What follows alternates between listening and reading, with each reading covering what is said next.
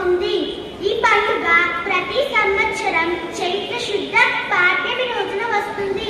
తెలుగువారే కాకుండా మరాఠీలు, తమిళలు, మలయాళీలు కూడా ఈ పండుగను జరుపుకుంటారు. తమిళలు పుట్హండు, మలయాళీలు యుగాది, మరాఠీలు చెటీచంద్ అనే పేర్లతో దేశమంతా జరుపుకుంటారు. ఉగాది అంటేనే అందరికీ గుర్తుకు వచ్చేది ఉగాది పచ్చడి. ఇది తీపి, పులుపు, చేదు, వగరు, ఉప్పు, కారం కలగలిసిన షడ్రుచుల సమ్మేళనం.